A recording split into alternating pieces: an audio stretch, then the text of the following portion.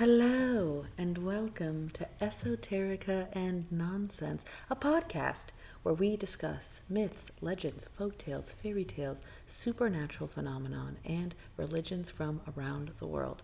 I am your host, Annabelle, aka Bleezybell, aka Pepperman, aka President of Pepper World Headquarters. I'm sitting here on a beautiful Wednesday evening, a mystical day, and I'm sitting next to one of the most beautiful shining souls on planet Earth. Welcome, Nour. Hi. Hi.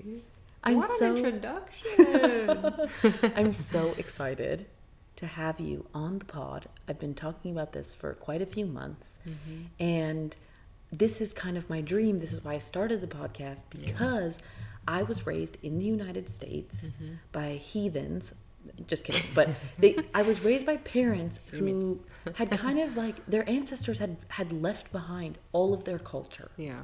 I wasn't really raised with any like cultural practices. I didn't know any words that my ancestors spoke. I don't know anything about the kinds of religions that they practiced. And I just kind of spent my whole childhood thinking about like, I want to hear stories from the old people. I want to know about the old world. I want to hear stories about the ancient world. Yeah. And you grew up in Lebanon, which is truly the old world. And I really just want to hear, I want to hear everything. But I guess my first question is, obviously one of my first interests is to know about what was it like being a child in Lebanon, and what were the kind of stories, what were the kind of things that like a young child hears? And I guess maybe you can kind of like talk about like what is like a little young child here, and then like as you get older, like what are the new stories they introduce? Are there like kind of age appropriate stories that they tell you? Yeah. Oh my gosh. I think leaving Lebanon at like 14 years old, those stories are way different now, obviously, than when you go back as an adult. But I remember there's so many folk tales, because especially I think when you're in really stressed times, there's no technology, there's no iPads to entertain you. There's no TV. You're entertaining each other. And how do you entertain each other? By telling stories and, being a character. So I just remember all of my cousins always being the best storytellers. So I've always been a listener. I've never been a storyteller, but I've always been like the grab your tea and grab your popcorn. Someone's about to tell me You're a in the story. front row. Yeah, exactly. I'm like, I'm going to listen to this because it's true. And I'm easily swayed. So I was, very gullible. So all my cousins would convince me that I was made in a Nido milk box. And if anyone's Arabic and knows what Nido is, it's like powdered milk. And they're like, yeah, you're actually an alien who came from a powdered milk carton. So like my whole childhood, I actually truly believed that I didn't come from humans. I was like, oh yeah, I'm like from the milk carton. And whenever I'd go to the store, I'd like be really connected to this like milk carton that I came from. Stop. And like my parents were like, dude, Nour, this is not true. I'm like, no, it is. And they convinced me that it was that way because I had an Audi belly button and no one else did. And they're like, oh, it's because of your belly button. Like that's how you were teleported here. And I would like communicate with my belly button. I'm like, okay, you got me here. Like, I'm from a milk carton. Love that story only because I do think you are an alien, and I love that like subconsciously your cousins were like, you're not one of us. You're a little freak. Oh yeah, 100%. Or the stories where you would go into, during the war, you'd go to the mountains because Beirut would be really congested. So we would go to Big Faya, which was in the mountain area, and they would say we would be passing through the mountain areas at night, and they would say the farmers were growing lettuce, and like don't get too close to their farms because you could fall in the lettuce, and like the lettuce is gonna grow over, and you're gonna be stuck in a lettuce ball. Like just crazy stories that like but it was because they didn't want us to run off. Of course. So they would be like, don't get stuck in the farms because like you're so tiny, you'll get stuck in the plant. And I always was like, oh my gosh, lettuce must be like huge, like Oh my god. So they just like create imagery, I guess, that doesn't exist. But you think it does. I do think that's why I love hearing stories, though, because in a lot of stories, I think this is like cross-cultural. You can tell when some story has like religious or spiritual significance. Some stories are to scare children. Yeah.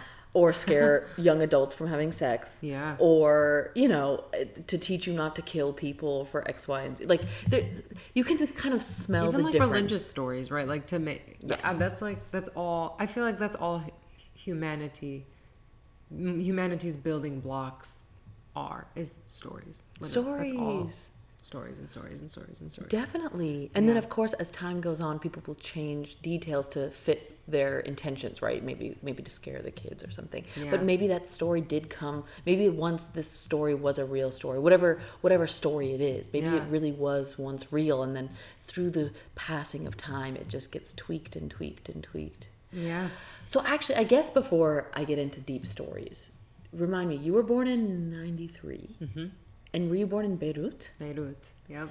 And so tell me, I mean, obviously you don't remember being a baby, but like what was going on in the 90s in Beirut?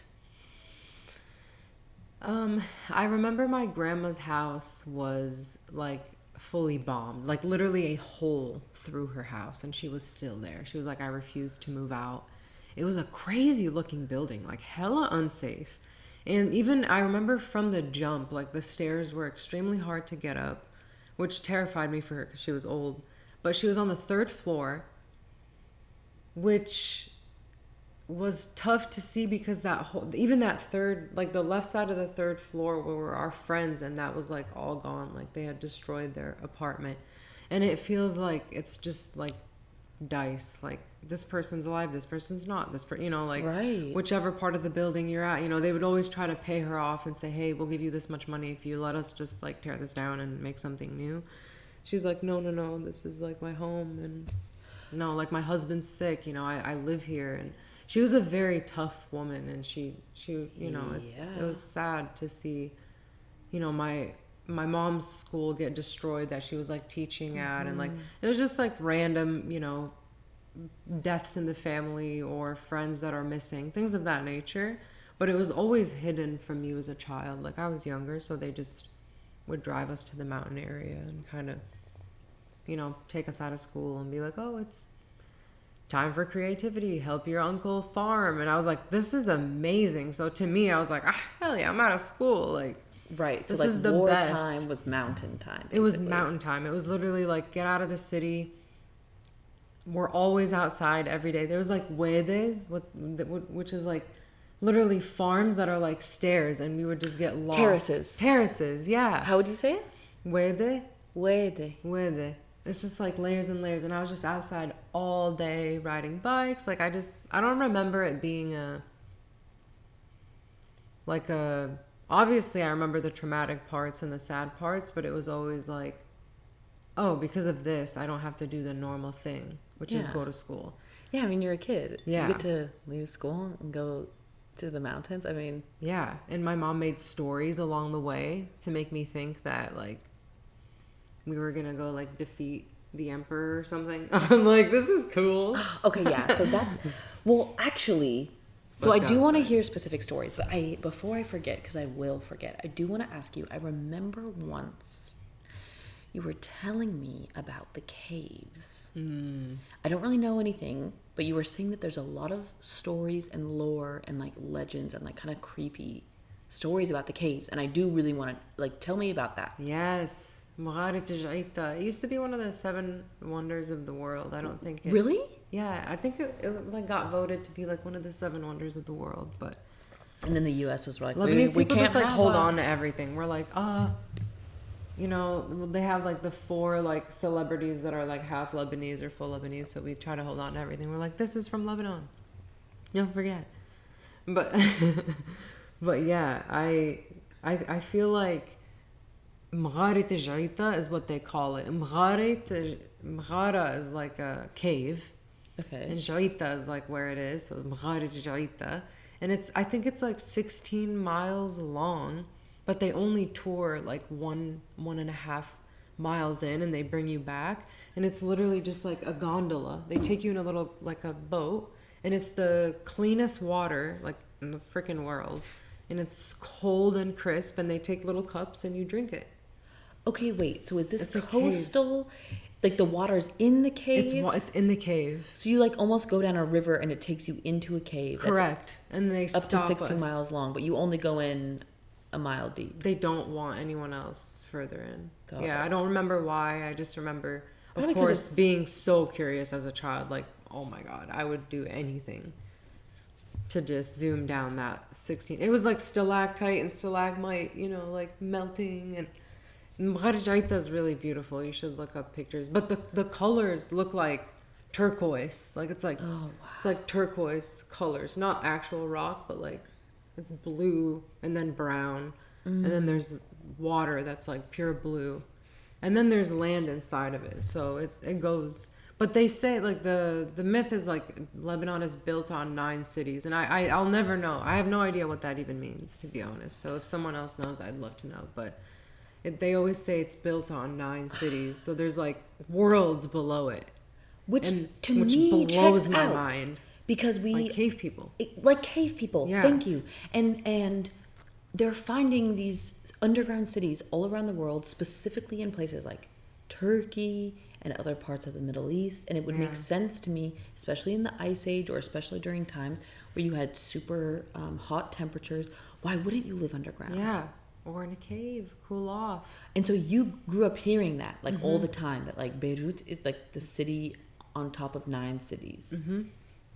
Oh my God. Well, right. And So it makes me think about all the stories I've heard about underground civilizations, because if there's fresh water in there, Yeah. crystal blue water, there could possibly be places where there's like life. forests in there. Yeah. Oh yeah. Imagine. I think it's really untapped. The caves there are all over. I've only been to a couple, but they're everywhere. And the climate is so crazy because you can go to Fereya and then like see snow, and then you drive to Beirut and it's like, It's warm, right? yeah.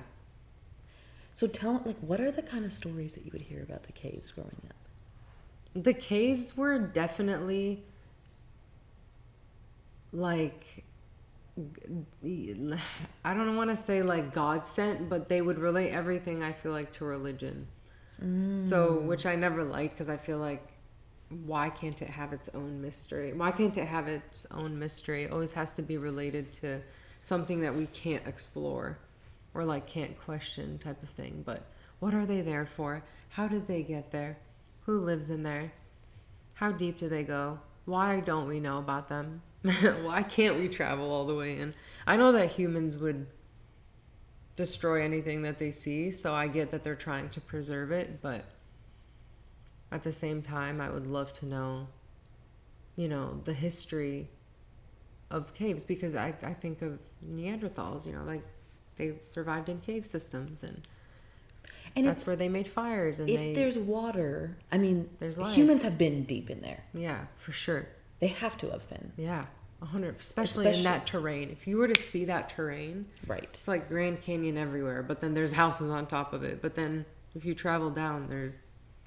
Well, and it's Lebanon. I mean, humans have been living there for thousands of years, over 10,000 years. Yeah. Large populations of people, you know? Yeah. So that's more than plausible. That's probable. And yeah, I don't know. So I guess, though, now that I'm thinking about it, it's not that crazy that what you're hearing about the caves is religious, because I do think maybe allegorically, like, I do think about a lot of ancient religions, even Christianity. A lot of monks would go to caves to have like spiritual retreats to like connect with God. Yeah. But also allegorically, the cave is kind of like an opening. It's kind of like a vagina. Yeah. It's like an entering into the earth. Like it Yeah. is kind of like an allegory, both for birth. enlightenment and rebirth, but also for like the cave is also the allegory of like being trapped in darkness. So like it's I can understand like the religious connections. So like, what were the adults telling you as a kid? Like, what kind of things were they saying About the caves? Uh-huh. They weren't really like I don't think adults were ever fond of exploring anything because they just never really wanted their kids too far away from them. It's not a safe space at all. You know, it's people are trafficked there on a daily basis. So it's like, I feel like they were just protecting their children from everything. And I think religion separates from the folktales and the magic of things in the world, because they just wanted to be like, hey, don't ask questions, like, this is how it is. There's no magic, like, we're just all going to go to heaven and you have to be a good person now. But there's so much beyond that. Right. And being a good person means listen to mom and dad. And my mom, the thing is, my mom was like an extremely spiritual person, and like, she was an artist, and she would draw really, really incredible things. So I knew it was inside of her, but I feel like religion always kind of like overshadows the mystical aspect of life. Like, you're not allowed to have a mystical aspect. You're just following this book, and nothing outside of it is real, type thing. I think it's really limiting to creativity and storytelling, because they want to stick to those stories only, and then we can't like progress our storytelling ever because we're kind of like stuck. But definitely Bigfoot was real. Like, Bigfoot, definitely heard about, like, you know, like cave people, you know, like cave people who would survive in the caves. They didn't need to be in society. Really? But they were like big, like giants? Yeah, like just cave people, like. And then coming to Michigan after moving, you know, from Lebanon to Michigan, I was like, oh. And then that was another whole culture here, like Sasquatch and the whole Sasquatch. I mean, Americans, especially like the crazy one. I mean, I don't want to say crazy because who am I to say they don't have it? Yeah. Bigfoot is a big thing over here. Yeah. And it's old. I have a friend who grew up on a reservation in SoCal. Yeah. And he was saying that they have a specific Bigfoot that they have met. She's a woman. They have a statue for her. They're obsessed with her. Yeah. They love her. So this is not like a new thing. Bigfoot is like big over here. Wow. As you know. I love that. Bigfoot is real. Was there ever like drawings and stuff? Like, did people have like imaginings of them? Because I'm sure you've seen the ones over here. They're kind of like big, hairy people. Yeah. Yeah. It's kind of the same thing. Like reddish hair, big, large beings, obviously big feet, big hands. Yeah, the cave people. They're another reddish breed. Hair. Yeah. And you've heard about that, right? Like the red-haired giants. There is an alleged ancient race of people who are known as the red-haired giants. Yeah. And I think they were like originally from the Indian subcontinent or something. And then interesting. I don't know how real this is, but I have heard that this is funny because the movie Shrek is like, if this is true, the movie Shrek is actually more truthful than we realize. But I've heard that at one point in the ancient world, some colonizer group, I don't know who, chose Scotland as an island to send beings, animals, creatures that were deemed like not normal or magical or like, I guess blasphemous would be the word I would use. They were deemed blasphemous, and they would send them in exile. Wow. To Scotland. And I'm only bringing this up because there is a lot of red-haired people in Scotland. And there's also so many stories of giants, like building islands and like throwing rocks to create like rock pathways to connect islands in the Northern Isles of the UK. Wow. And so that's just like an odd theory that like the red hair of Ireland and Scotland actually are like, they're like super deep descendants from these red-haired giants from who knows where. Yeah.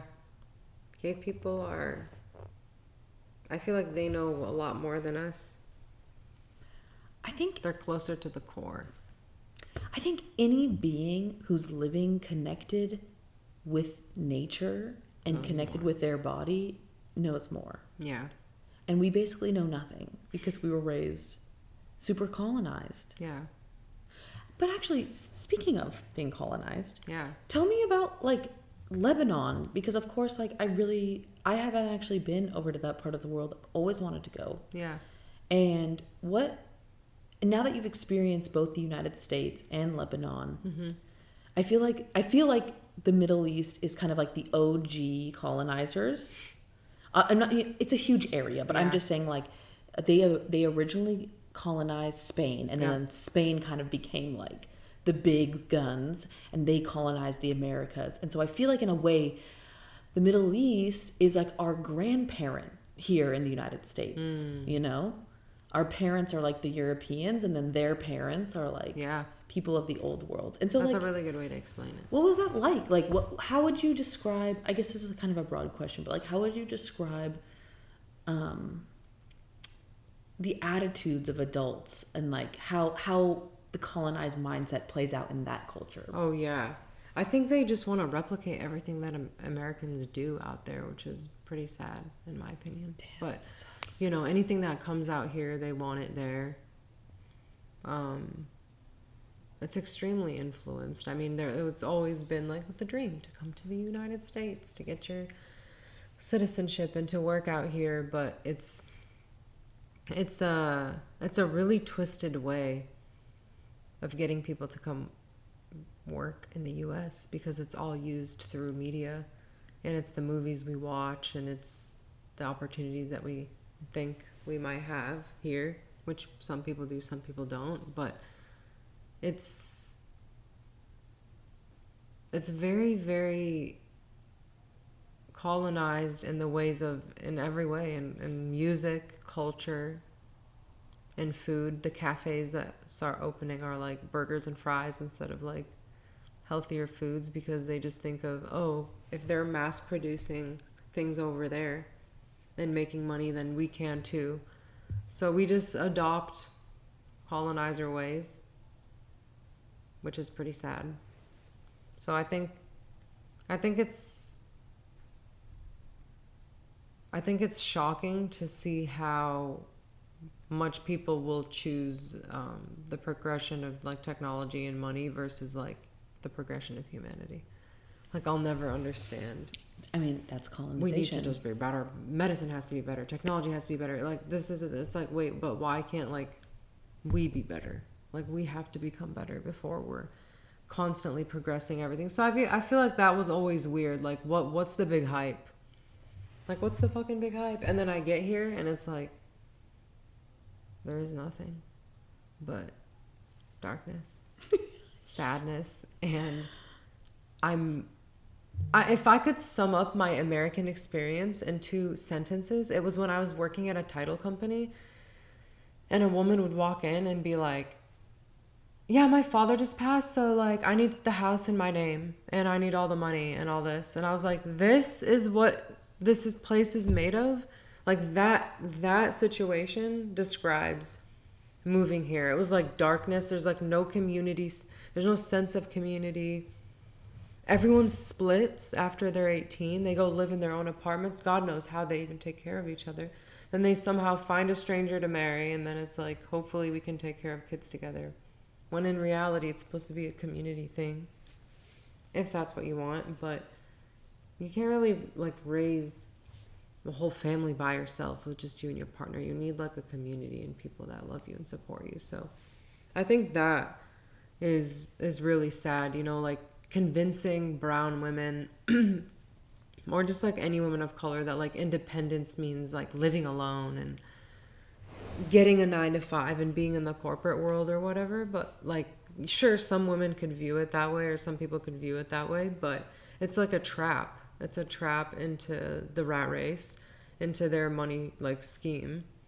And then you're just so disconnected from community, and now you're in a company, you're colonized, and they own your time. They own your time, and then good luck after that. Like going back, you know, it's a major. And then all of your friends work at the company because you have no time for other friends, and then you marry someone that you work with, and without realizing it, in a way, you joined literally a corporate cult. Literally, I'm not laughing. It's terrifying. No, it's really dark, but you have to laugh to keep from crying. It's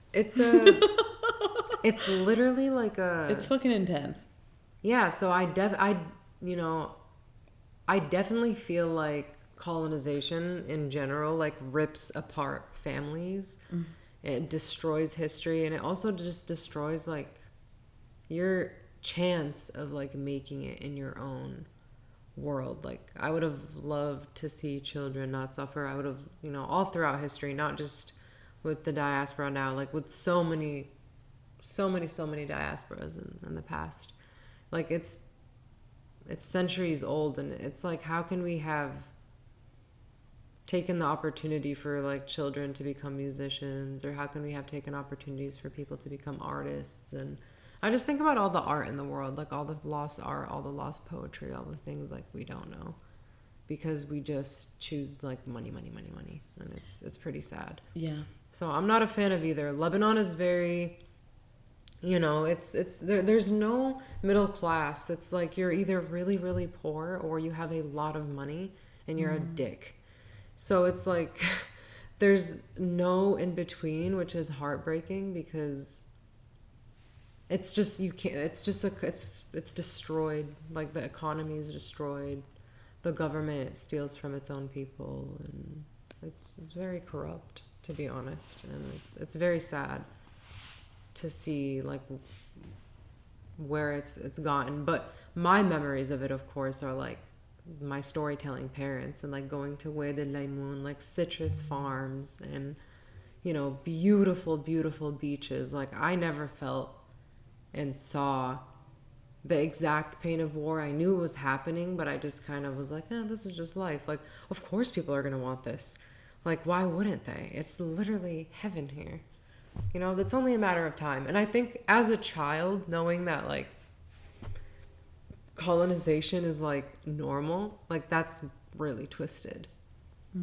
That's twisted. Like imagine as a child knowing like, yeah, you know, you could die at any moment, and nothing is more important than the relationships you have, who you are, the love you have for people. That's all that matters. Like your bank account doesn't fucking matter. What you drive doesn't matter. Nothing matters except for like how you make people feel and being present. Because I think knowing that your life could be taken away from you at any moment changes how you live for the rest of your life.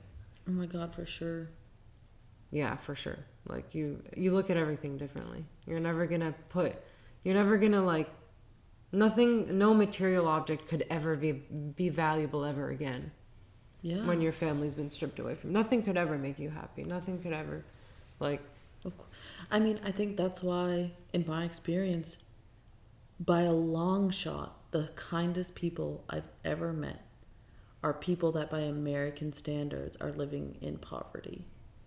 And I've met people with nothing who are so overjoyed to share whatever it is that they have. Yeah. A piece of bread, a cup of tea, a smile. That's life. That's the definition of life. That's right life. there. That's life, right? Like enjoying. And I think that's when you can't enjoy like a cup of tea, or like the little things don't mean anything to you anymore. That's when I know you're far gone. Like emotionally, you have to be able to at least be present and enjoy like the little things. And the big things don't really mean anything. They're great, but at the end of the day, it's the exact moment that you're in. And I think that both places, I love Lebanon. I like where I live now. I wish it wasn't extracting from every other place in the world and causing genocide. a genocide. Or genocides, probably. Multiple genocides. I feel like I live in Israel at this point. It's literally like Israel's sister. Technically, not to get like, I don't know the verbiage, but Israel was like started by the British / the U.S. And so in a way, I don't think it's considered an annex, but I actually think it is an annex. So in a sense, it is an extension. Yeah. Yeah. I mean, it's a police state. We live in a police state. It's such a twisted like a space to be in, because I feel like my culture is naturally really, really judgmental. So they're gonna like criticize everything you do and say, because like that's just kind of like how they happen to be. So, you know, a part of me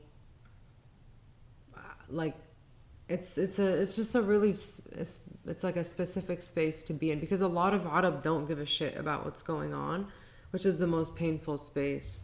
Like even siblings or people that, you know, I love dearly that don't, you know, understand, or they want to forget. So that's also really hard. Like the people that don't know, I understand that.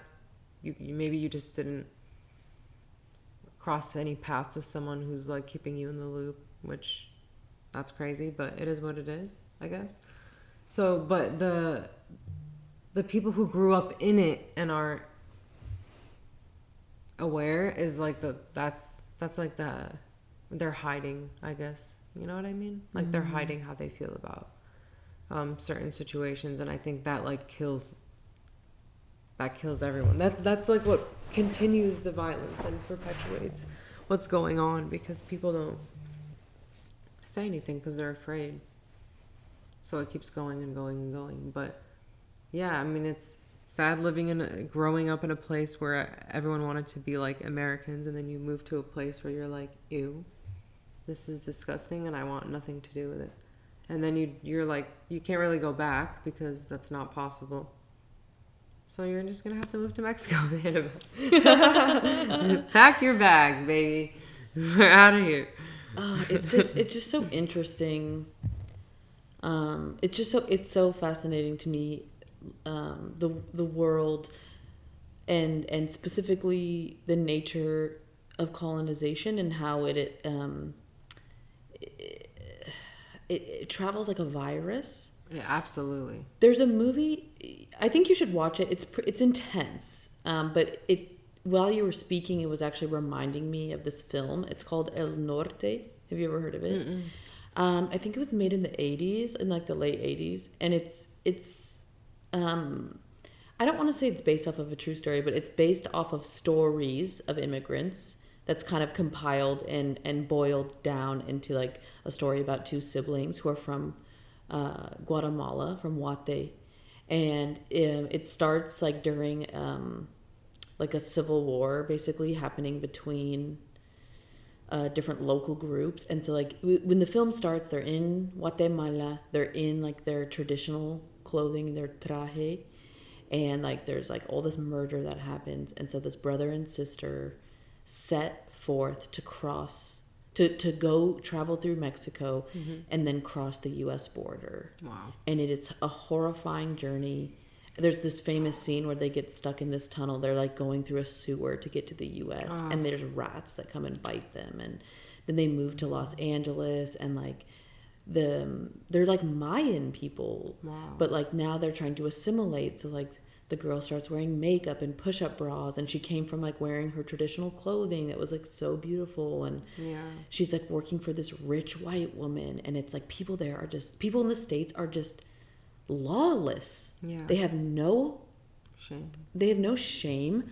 They have no heart. They have no compassion, and people steal from them.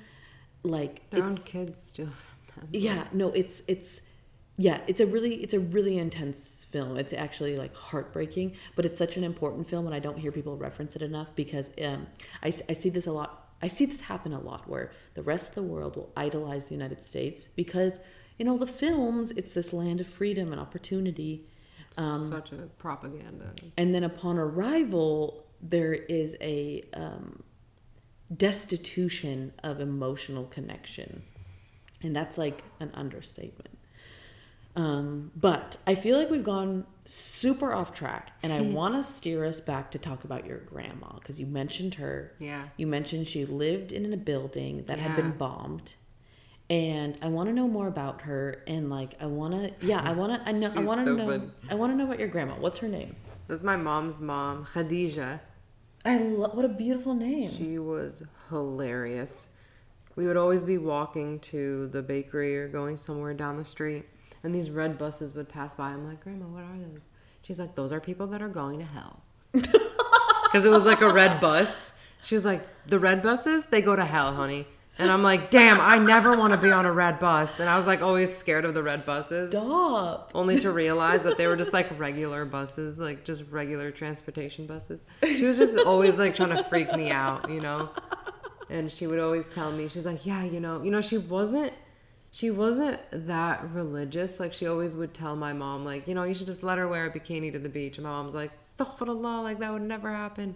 She's going to the all-women's beach. She's not going to wear, you know, a swimsuit in front of people. So my grandma was definitely like, let them loose. Like, let your kids do their thing. Love that. Which was really funny. But, yeah, I mean, her husband was like an alcoholic. My grandpa's an alcoholic singer who just would, like, sing at bars. And that's how he made money. Your grandpa? Mm-hmm. Lit. My grandpa. What kind of songs? Like, would he karaoke or like just like a cappella? He was an amazing singer. I've been trying to get tape of him singing, but no one is like has any record of this. But I know an uncle who could possibly send me some stuff. But just old school music, kind of similar to Fairuz, just really, really beautiful music. He was a serenader for sure. He actually grew up Christian. But a Muslim family took him in, and so he was just like, oh, I'm Muslim, and then he like met my grandma. Okay, so loosely, like just off the top of your head, what would you say percentage-wise in Lebanon of Muslims versus Christian? Are there practicing Jews there? Oh gosh, Lebanon is so interesting because there's a huge Christian population in Lebanon, and I mean there's been a genocide of like Muslims for a very, very long time. But the south of Lebanon is like where most of the Muslims are, and Beirut, of course. They're scattered all throughout, and of course there's Jewish people there as well. There's a lot of Jewish people in Lebanon. But yeah, I would say like the Shia population is like the smallest. I mean, or just the Sunni population as well. I don't want to say Sunni Shia because it's like so controversial to say that. But it is true, like the Shia, you know, they associate them with terrorism. So it's like that's who gets murdered first is the people that have the closest lineage or like the most history. Whoever has the most history and whoever has the most information about the earth, whoever knows how to heal themselves with garlic, kill them off. Yeah, no, of course. Whoever has the most information, like the fruitfulness of the land, get rid of, you know, it's very sad. So it's unfair to judge like the population of like Muslims now, but it's mostly Christian in the north, and then I would say maybe 20-30% Muslim. I had no idea. I went to a private Christian school my whole life because it was safer. Yeah, because Muslim schools get bombed. They bomb. That makes sense. That's so dark. They're exiling Muslims. My parents did not want me to. I mean, they would be so upset. Like, they're like, no, that's not why, you know, like, you know, but it's true. Like, that is true. They put us in private Christian schools because they were afraid. It makes me so sad how much Islamophobia has been oh my gosh, normalized and it's allowed. Disgusting on a daily basis. It's disgusting. Name a single religion besides maybe Buddhism. I mean, every single religion has carried out religious wars. This is not specific to any people. These are actually just angry men who are spearheading witch hunts, if you will. Yeah. Okay, so actually this is just a question because I don't feel like I know. My understanding of Islam is like super in a nutshell. So let's see if I'm right. Let's gonna test Annabelle. Yeah. The Sunni and Shia are factions of Islam that are allegedly descended from two different understudies of Muhammad. Yeah. One of which was his son, and the other was like his right-hand man, right? Yeah. And which one's which again? So Shias are like supposedly connected by blood because it's like Imam Ali. To his son.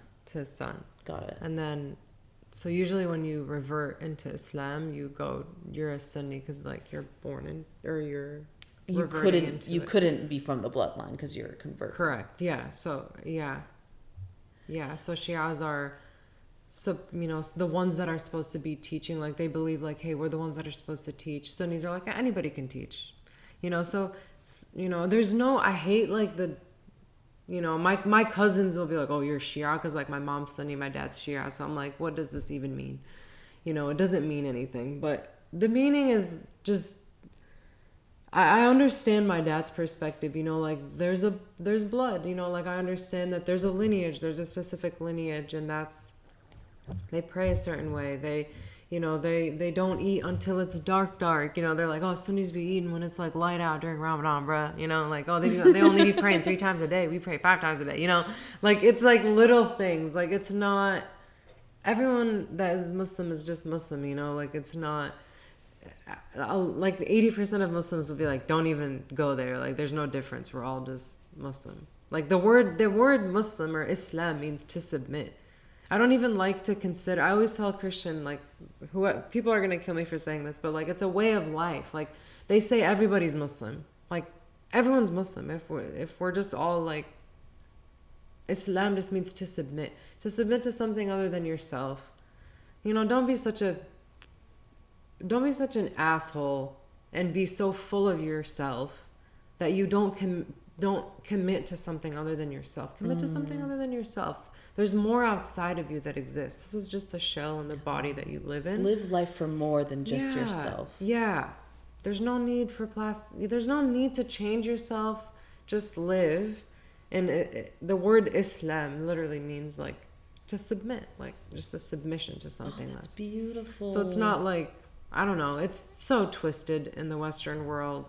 I mean, people are like, what is a squiggle next to your name? Like, the dumbest questions you get, even on a daily basis. I'm sure other people experience this in many different ways, but the ideologies of Islam are just so sad and twisted. And there's a difference too between like Sharia law, like what men want of women in the religion versus like what it actually says, right? I was just gonna say, and I think this is like a big reminder for every human being on planet Earth. Yeah. The scriptures of almost every religion are from pure, kind places. Yeah. And then humans turn those religions into cults. Exactly. And you then have create this and this. I mean, Christians do it all the time. Women are property. A woman is a soulful sinner who lusts for sex unless a man marries her, and like we're gonna murder this entire village because they're practicing witchcraft, and really what that means is they light candles and sing songs of their ancestors, like the most arbitrary silly things that the scriptures never indicated. Oh yeah. No, I was not a good kid. I literally ate all throughout Ramadan. I was like, this sucks. Like, this is awful. God would not want us to. I was not a good Muslim. Like, I definitely thought I was definitely against everything I was taught when I was a child.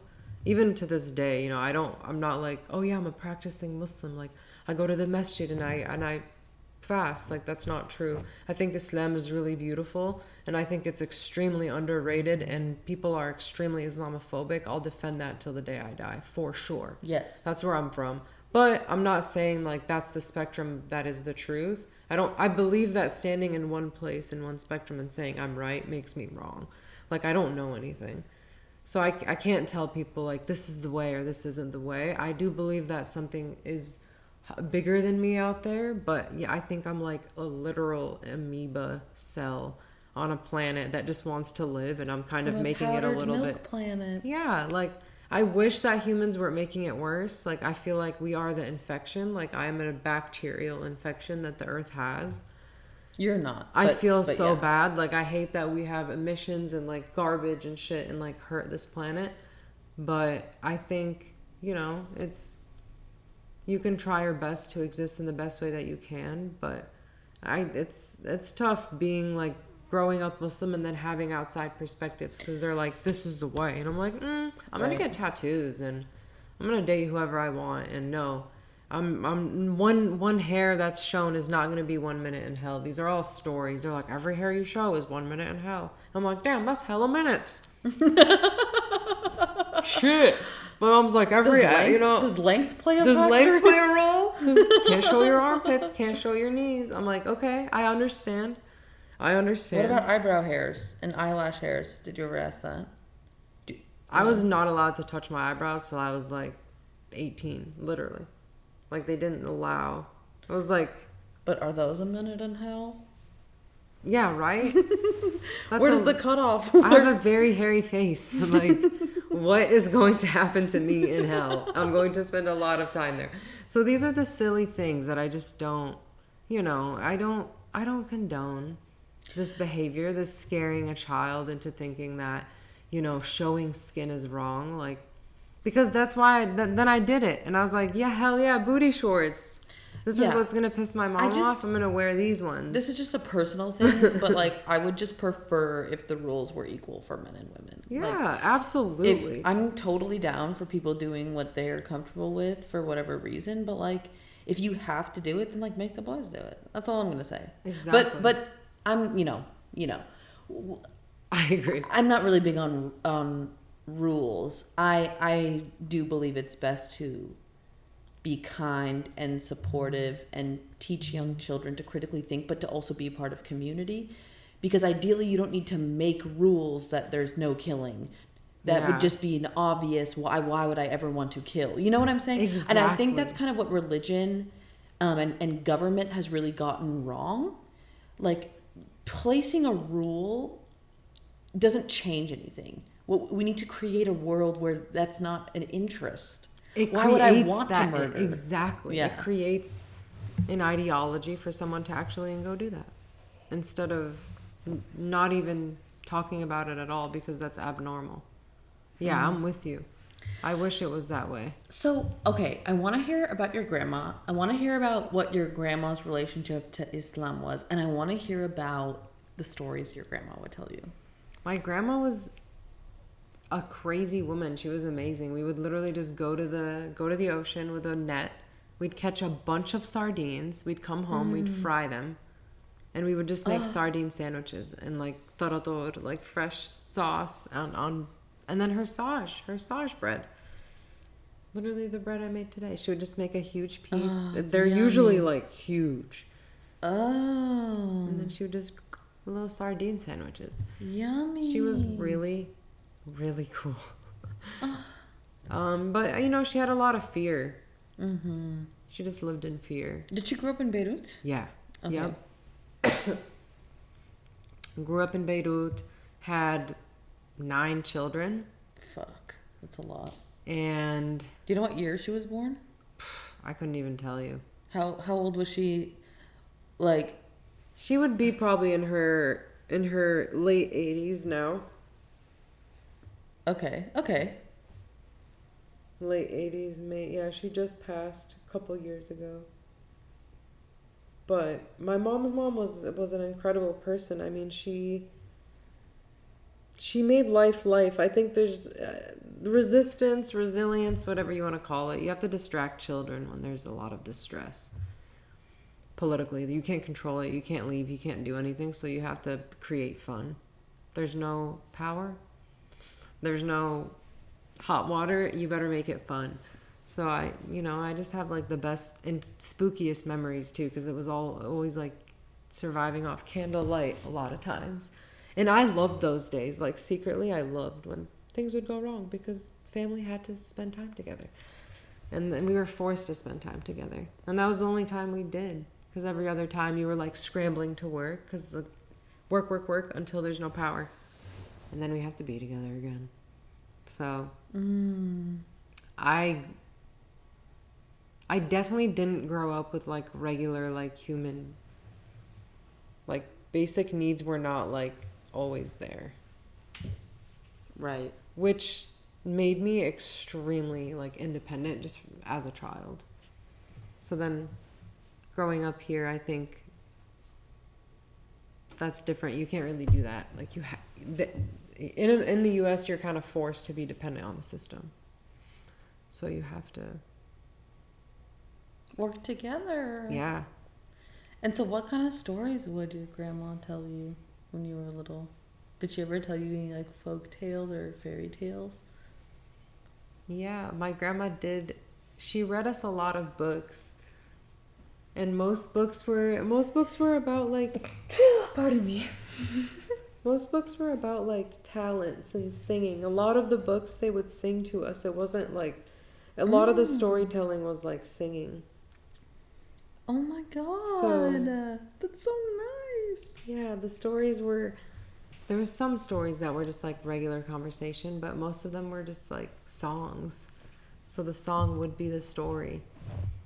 And Do you remember any? I do remember. I remember one talking about a.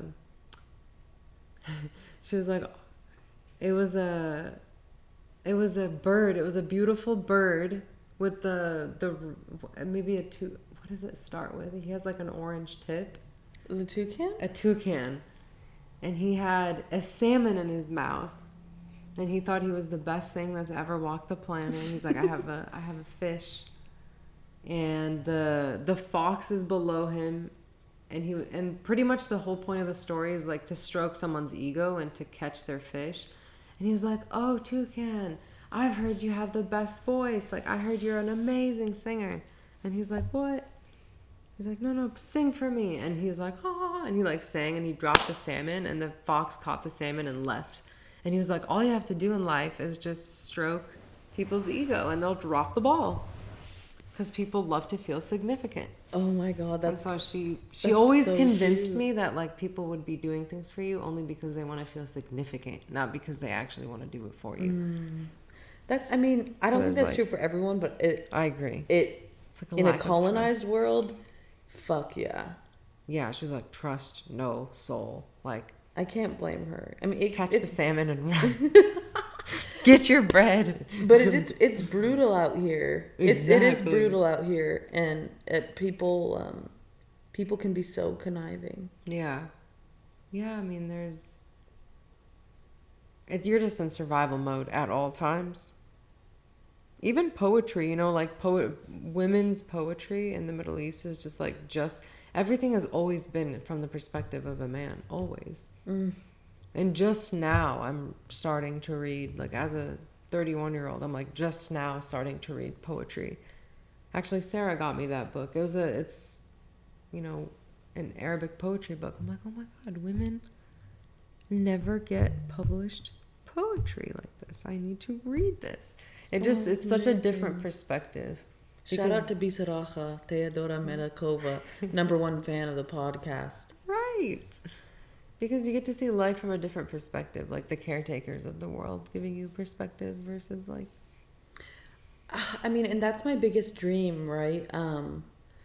That's why I think I just always hated history class growing up, because I'm really interested in history, but I want to hear it from the perspective of women, of everyday women, not rich women, not the queens in their castles. I want to hear history from the grandmas and the moms and the nice babies. Right.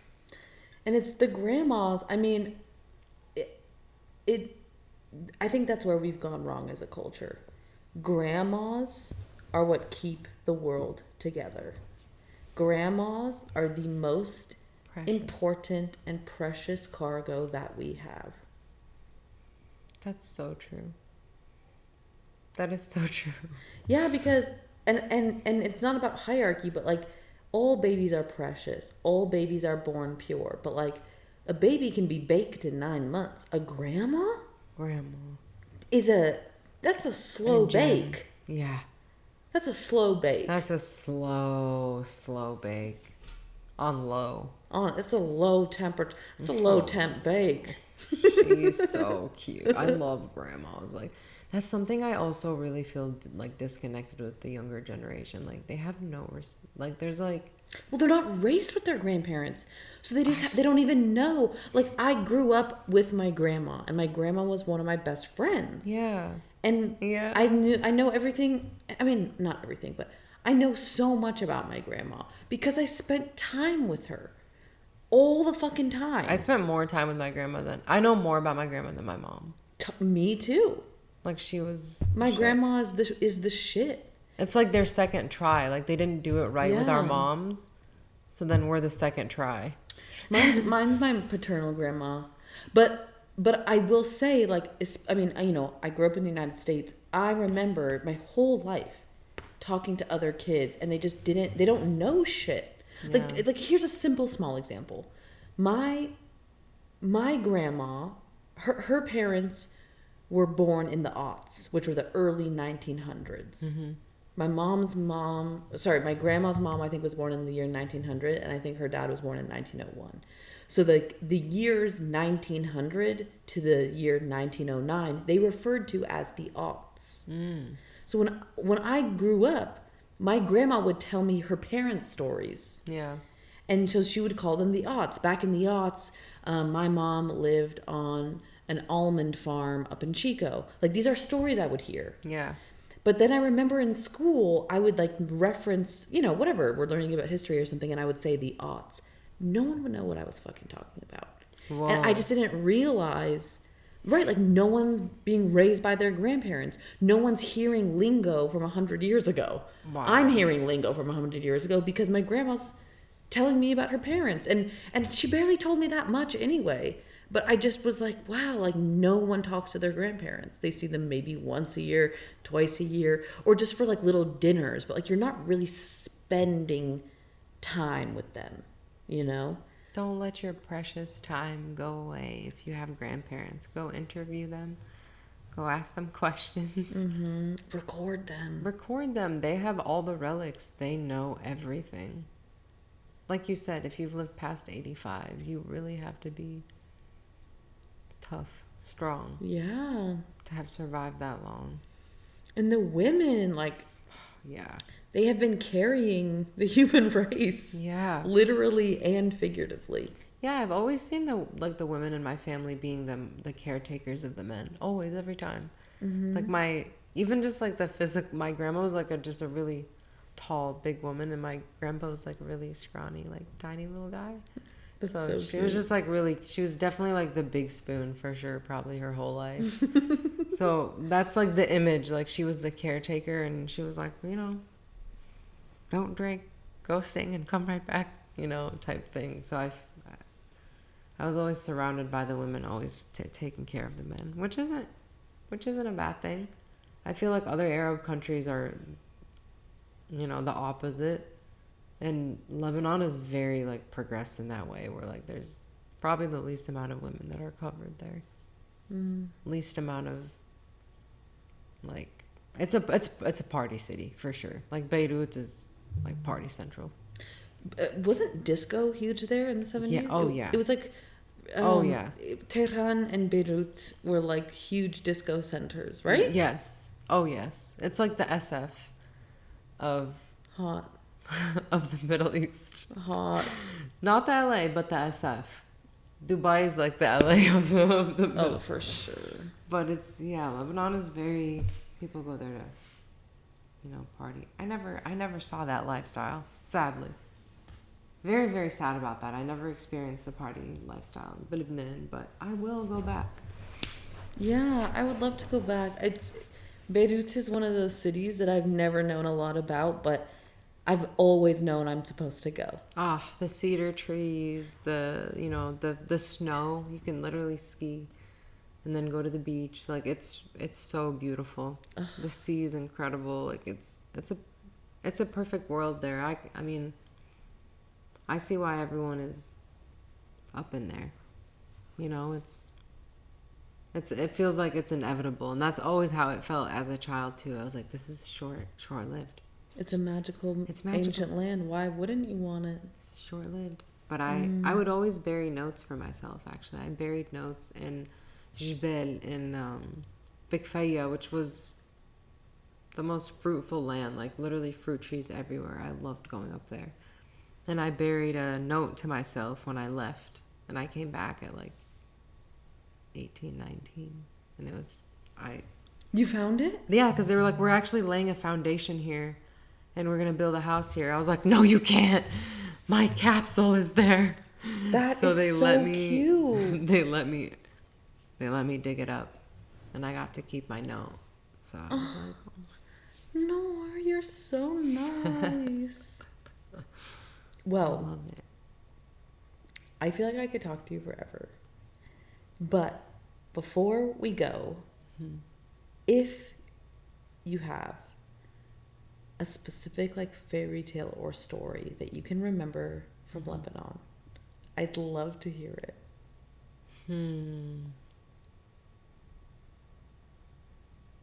A fairy tale. It could be just like a little story. Did you ever Is there one that comes to mind? The one that you really liked hearing growing up? The one that, honestly, my favorite stories growing up were always about like a Jasmine type energy, like a princess that has gotten away and doesn't live where she's at anymore, because that's something that I always dreamt of. I'm like, I wish I could just leave this place. And that's, I think my mom always like would place my sister or myself in those scenarios. She'd always be like, once upon a time, there was a princess just like you, and she left. And she would just kind of, I feel like she painted our life as in those stories, like, you're gonna leave this hell and you're gonna make something of yourself and you're gonna be an amazing princess and you're gonna get what you want. So she would kind of, I think my mom was like playing out our own lives in our heads type thing. So I don't know, I don't really like specifically remember. I obviously remember like the lettuce stories and like the scary stories that they would tell us, but I think the biggest ones are mostly like them just manifesting like a future for yourself, like as a little princess, probably.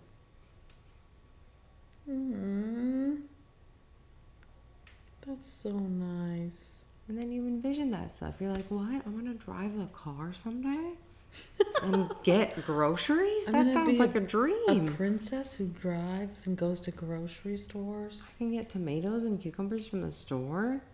Wow. Those were like our dreams. The little things. The little things. Lebanon was magical. The snow in the mountains was magical. I remember like seeing, my first alien sightings too, like as a child. Okay, so you're gonna have to tell me about that. Hello. Yeah, I mean, I just felt like there was always saucers there. Like, I don't know, I just felt like there were aliens. There were things in the sky that I couldn't explain. Or I would show it to someone and then the minute they look, it's not there. I hated that. Like, seeing things as a kid and then you point it out and it's not there anymore. But, yeah, my mom was always like, yeah, no, even she fully believed in aliens. My mom was a full believer of aliens. She believed that wherever there was water, there was aliens, because that's where they land. On the shores, and they go down on the shores. Oh my God, I love but that. She painted, one time she literally painted like thousands of vases. And she said every single vase is a galaxy. She's like, we are one tiny little galaxy and there's millions of other galaxies. She's like, you're lucky we're pretty. I was like, what do you mean? She's like, yeah, aliens are like ugly. Like, they're like, they could be slimy and like ugly. They could have one eye. I'm like, That's so funny. I don't want that to take me at night. Technically, we could be ugly to the aliens. Right. I always thought that too. I'm like, what if... You know that the human brain tells you that you're 3 times more attractive than you actually are? But you know what I heard? So I do listen to a woman. Her name's Barbara Marciniak, and she channels a group of Pleiadians, and they speak through her. And at one point, they were actually talking about Earth women, and they were saying that there's something about Earth women that for some reason are considered particularly attractive to so many beings across the multiverse. Whoa. And they were saying that's why there's all these stories from all these ancient cultures of like gods coming to Earth to like fuck women. Oh my God. And abducting women. Or like, there's all those stories of like Zeus turning into a swan or like turning into a horse or like whatever. He like would always come to Earth and like bamboozle women to fuck him. But apparently, according to these Pleiadians, that it's like there's a mesmerizing quality specifically about Earth women, and I buy it. I'm so the cool. biggest fan of Earth women. I just think that they are so magical. They make me proud to be a human.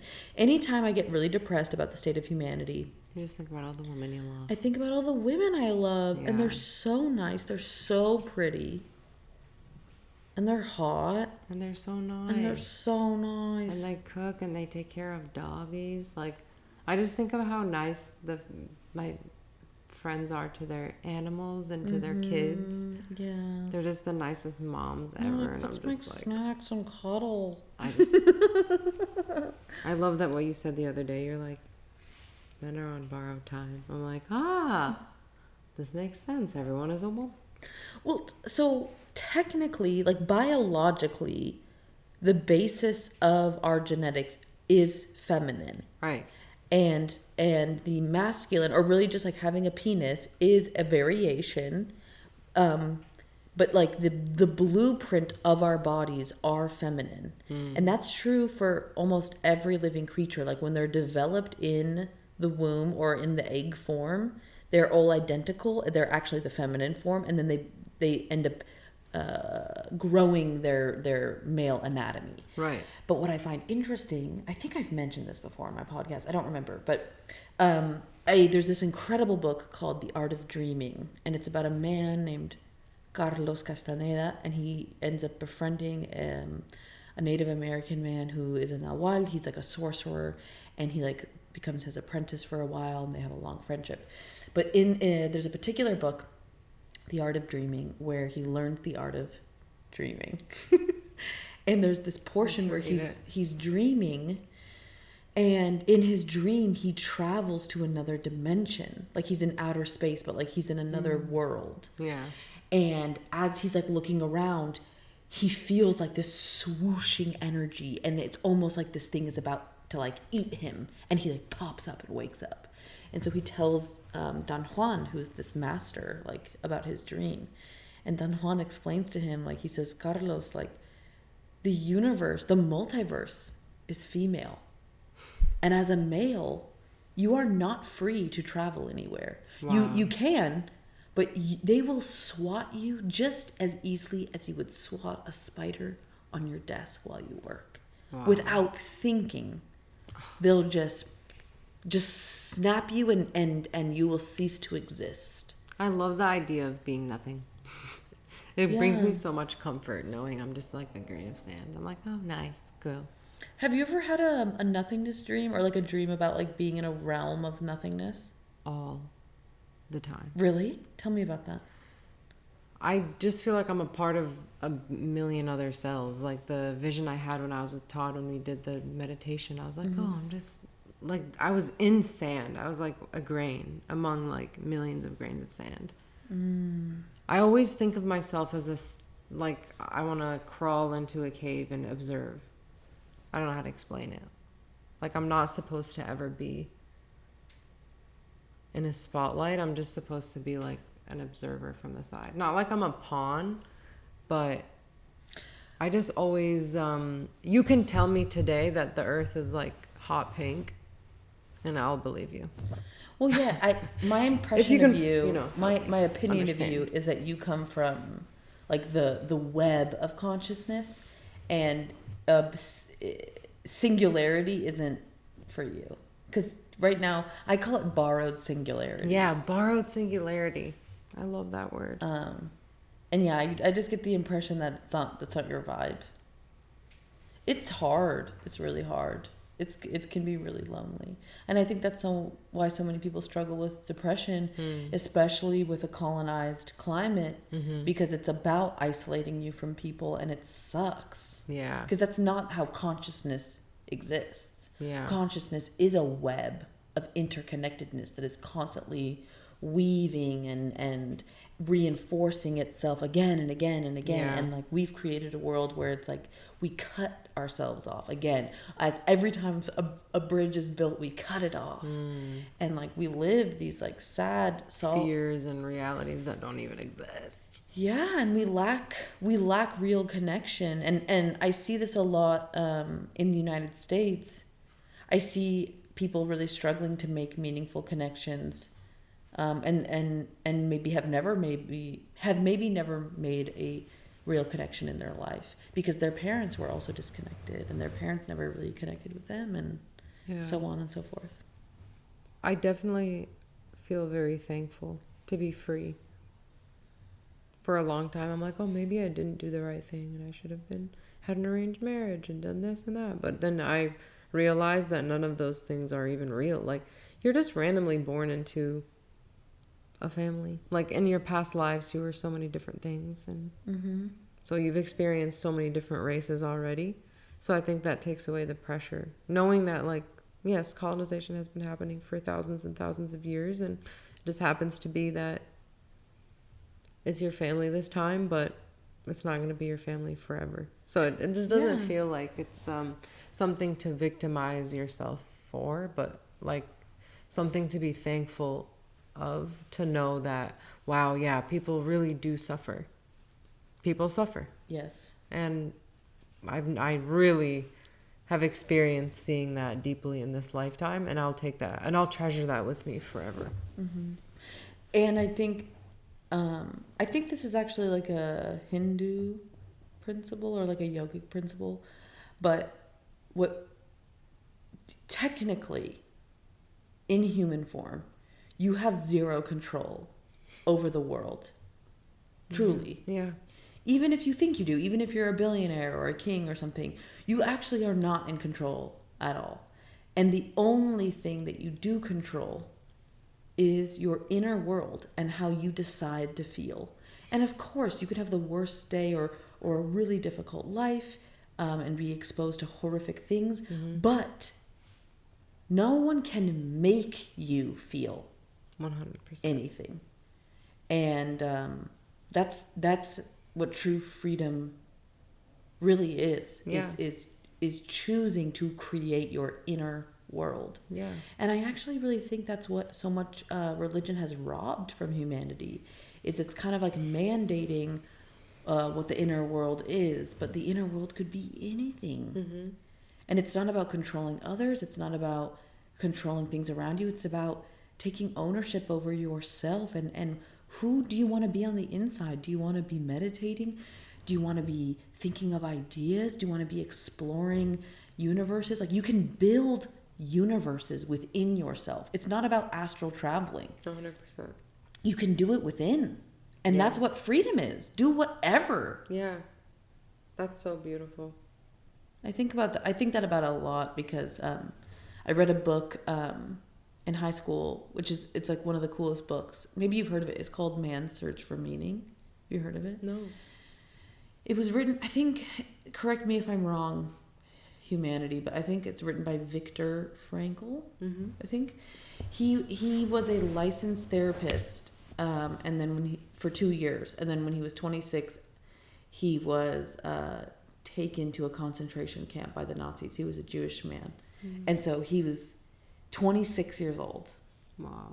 But he had finished school to become a doctor and was a therapist, and that's how he survived, because he was a psychologist. Mm-hmm. And so he wrote this book years later after he survived.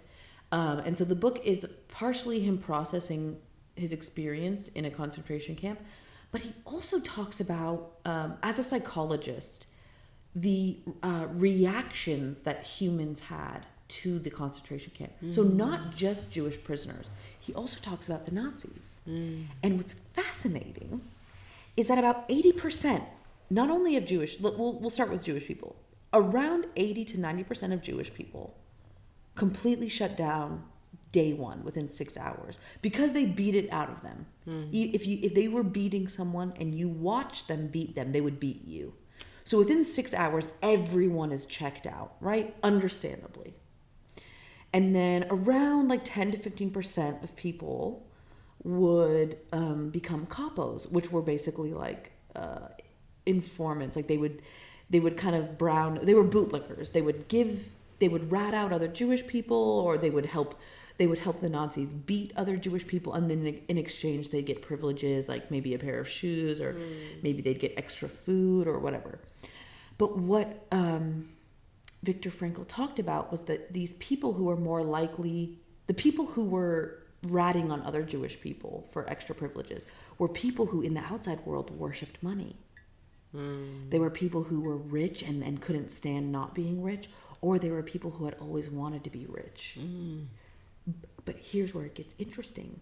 The percentages within the Nazi community were almost identical. So there was a small, maybe 10 to 15% of Nazis who really got off on it, who like enjoyed beating people and the power. But majority of them would be like, oh, well, I have to do this. This is my job. I don't really have another way out. But it's actually like the same mentality. Like it's the same percentages of people who are checked out, taking no autonomy. Of course, as a prisoner, it's much easier to empathize with. Yeah. But it's interesting to observe Yeah. that about 10 to 15% of people want to experience power over others. And about like 80 to 90 are like checked out. Yeah. And so that part of how he survived is the Nazi who was in charge of his group of people was a kid. He was like 20 years old. Whoa. And this kid was like, oh, all the other Nazis don't respect me because I'm young and like my life is hard. And Victor would be like, oh, that sounds so hard. And he would give him therapy. And so this kid ended up liking him because he was basically his fucking therapist. Whoa. And so one day he was like, yeah, I, just so you know, I'm a doctor. Like, you guys should really be putting my skills to use, because winter was coming and they were having them work outside without shoes on. So Victor was recognizing that winter is when people start fucking dying, like really fast. So basically, because he started giving therapy to this Nazi moves him to the quote unquote hospital, which was basically a cabin that had a bunch of cots and an allowance of like 3 aspirin a week. And that was basically what the hospital was.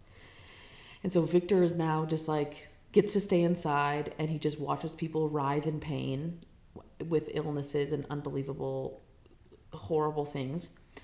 But in this part of the book, he talks about a very special 1% of prisoners. And this is who I aspire to be. This is like the 1%.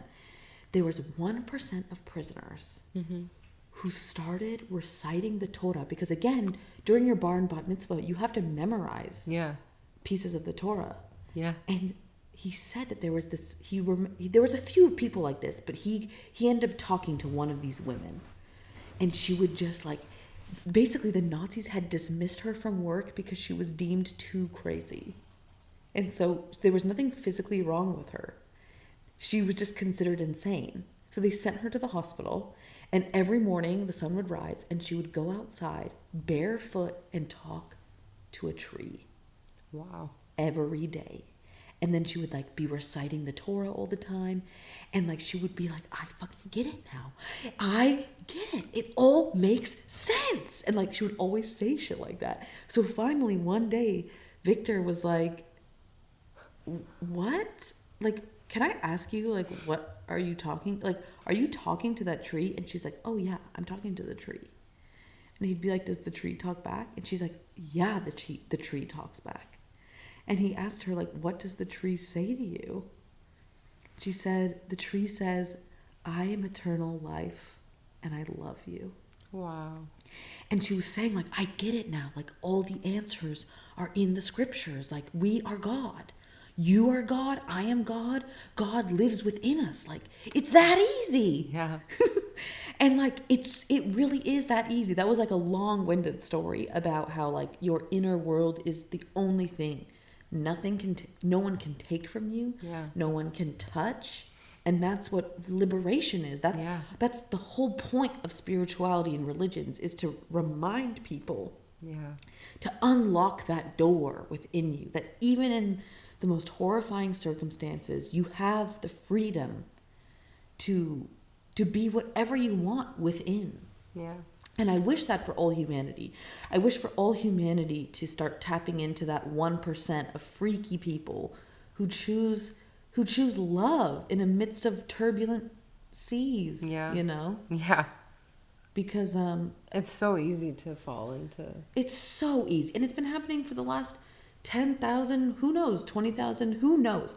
For thousands and thousands of years, we humans have been creating wars and imperial societies, and it's been devastating. Yeah. It's so hard. It is. Especially when you're the person who's being crushed by the iron thumb. Mm-hmm. It's so fucking hard. Yeah. But it doesn't mean that you don't have free will. Right. You know? You may not have a lot of options, but within, you are infinitely free. Eternally free. 100%. And this life is short. So short. We think it's long, but it's like dragonfly level. So like fast. It's in the grand scheme of things, our lives are basically 2 weeks long. Right. It's not so serious. It's really not. It's really not that serious. Prepare for the next one. Make sure you're good for the next one. Mm-hmm. So you can communicate and find where you're going to see your friends. I'm going to go to the fig tree. Right. This is actually good we're talking about this. So that's where we're going to rendezvous in the next life, the fig tree? The fig tree. Okay. That's easy. I can remember there's a fig tree, I'll be there. We should practice now. We should meditate and meet at the fig tree. Okay. We can practice. I'm so down. Does that sound good? That sounds amazing. And that's an invitation for you too. Whoever you are, maybe you're a human, maybe you're a pepper, maybe you're a cat, Maybe you're a fig. maybe you're a fig listening. And this is an invitation. If you'd like to meditate and meet us at the fig tree, you're more than welcome. Absolutely. Well, I just love you so much, and thank you. Thank you so much for talking with me. Thank you. And it's just such a pleasure and a treasure that we get to have you here on planet Earth. I love you. I'm so thankful for this. This is a casting call for more aliens from the powdered milk planet. We would love more of you to incarnate here on Earth because we need more kind little peppers here. We need more kind peppers. We do need more kind peppers. So that's an open casting call. Yes.